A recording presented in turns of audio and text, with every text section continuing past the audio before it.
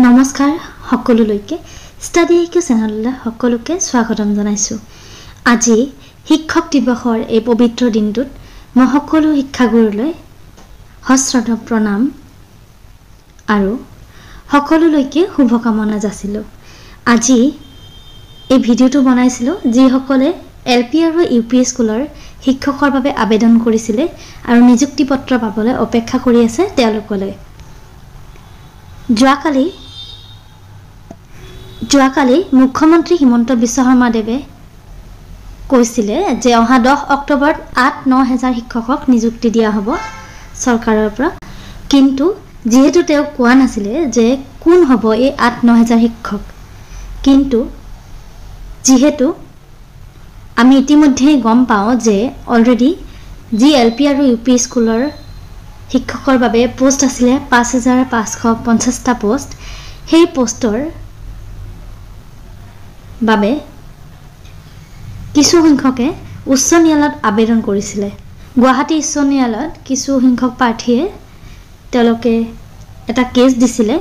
যোৱাকালিৰ news পেপাৰটো এই বিষয়ে লিখিছিলে যে প্ৰাথমিক বিদ্যালয়ৰ 5550টা শিক্ষক পদৰ নিযুক্তিত অনিশ্চয়তা আছে আৰু সেয়েহে আমি ধৰি লৈছিলোঁ যে এই 8-9 হাজাৰ পোষ্ট কেৱল গ্ৰেজুৱেট টিচাৰ আৰু পোষ্ট গ্ৰেজুৱেট টিচাৰৰ বাবে হ'ব।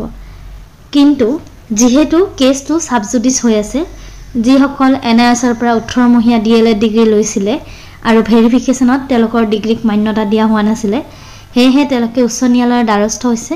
গোচৰটোৰ শুনানি চলি আছে এতিয়াও। যোৱাকালিও আছিলে, যোৱাকালি 4 ছেপ্টেম্বৰত এটা হিয়াৰিং হোৱাৰ কথা আছিলে, কিন্তু কিছুমান বিশেষ কাৰণত এই হিয়াৰিংটো সম্পন্ন নহ'লে আৰু নেক্সট ডেট অহা মঙলবাৰ 9 ছেপ্টেম্বৰত দিছে। যেহেতু তেওঁ যোৱাকালিয়ে কৈছিলে, মুখ্যমন্ত্ৰী হিমন্ত বিশ্ব শৰ্মা ডাঙৰীয়া দেৱে যোৱাকালিয়ে কৈছিলে যে অহা 10 অক্টোবৰত নিযুক্তি দিব 8-9 হাজাৰ শিক্ষকক। তেওঁ যিটো কেছ সাবজুডিস হৈ আছে সেই কেছটোৰ বিষয়ে তেওঁ কেতিয়াও অপেনলি ক'ব নোৱাৰে যে অহা 10 অক্টোবৰত তেওঁ নিযুক্তি পত্ৰ বিতৰণ কৰিব সেই পোষ্টসমূহৰ এগেইনষ্টত, যিহেতু অৰ্ডাৰ একো ওলোৱা নাই। যেতিয়া অৰ্ডাৰ প্ৰকাশ পাব, ন্যায়ালয়ে যেতিয়া ফাইনেল অৰ্ডাৰ দিব বা ফাইনেল হিয়াৰিং হ'ব, তাৰ পিছতহে তেওঁ জনাব পাৰিব। সেয়েহে এই সম্পৰ্কে তেওঁ এতিয়াও কোৱা নাই, কিন্তু যেহেতু 9 ছেপ্টেম্বৰত নেক্সট শুনানি আছে আৰু তাৰ পিছত হয়তো ফাইনেল হিয়াৰিং হ'ব, আপোনালোকৰ ফাইনেল অৰ্ডাৰ দিব, তাৰ পিছতে আপোনালোকৰ ফাইনেল মেৰিট লিষ্টটো প্ৰকাশ পাব আৰু এই সকলোখিনি আশা কৰিছোঁ অহা ছেপ্টেম্বৰ মাহৰ ভিতৰতে সম্পন্ন হ'ব।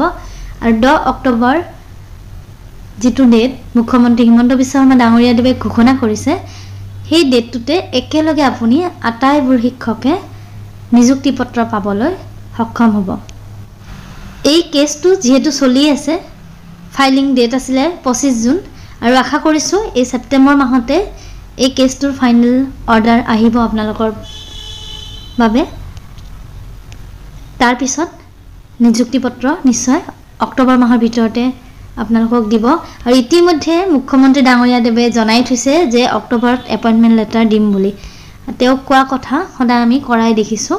এতিয়া আপোনালোকে কৰিব পৰা কাম এটাই আছে, মই ৰিকুৱেষ্ট কৰিছোঁ আপোনালোক সকলোৱে ছ'চিয়েল মিডিয়াত অকণমান এক্টিভ হৈ পেলাই মুখ্যমন্ত্ৰী ডাঙৰীয়াক আৰু লগতে শিক্ষামন্ত্ৰী ডাঙৰীয়াক কমেণ্টত অৱগত কৰক আপোনালোকৰ মনৰ কথাখিনি, যে আপোনালোকে এবছৰ ধৰি বাট চাই আছে বা তাতকৈ বেছি সময়, ডকুমেণ্ট ভেৰিফিকেশ্যন হৈ গ'ল, পৰীক্ষাও দিছিলে, পৰীক্ষাত পাছ কৰিছে, কিন্তু আপোনালোকে এতিয়ালৈকে নিযুক্তি পত্ৰ পাবলৈ সক্ষম হোৱা নাই। সেয়েহে আপোনালোকৰ মনত যিখিনি কথা আছে সেইখিনি লিখি পেলাই তেওঁলোকক কমেণ্টত জনাব। তেখেতৰ ফেচবুক পষ্টত বা মুখ্যমন্ত্ৰী হিমন্ত বিশ্ব শৰ্মা ডাঙৰীয়া দেৱৰ এক্স হেণ্ডেলত আপোনালোকে নিজৰ মনৰ কথাখিনি জনাওক আৰু যাতে সোনকালে এপইণ্টমেণ্ট লেটাৰ দিয়ে তাৰ ব্যৱস্থা ল'বলৈ তেখেতক অনুৰোধ কৰক। ঠিক আছে, এতিয়া মই সকলোকে আকৌ এবাৰ শিক্ষক দিৱসৰ শুভেচ্ছা জনাই আজি ভিডিঅ'টো সামৰণি কৰিছোঁ আৰু আশা কৰিছোঁ ভিডিঅ'টো চাই আপোনালোক অকণ হ'লেও উপকৃত হ'ব। যদি ভিডিঅ'টো চাই ভাল পায় প্লিজ লাইক আৰু শ্বেয়াৰ কৰিবলৈ নাপাহৰিব। ধন্যবাদ।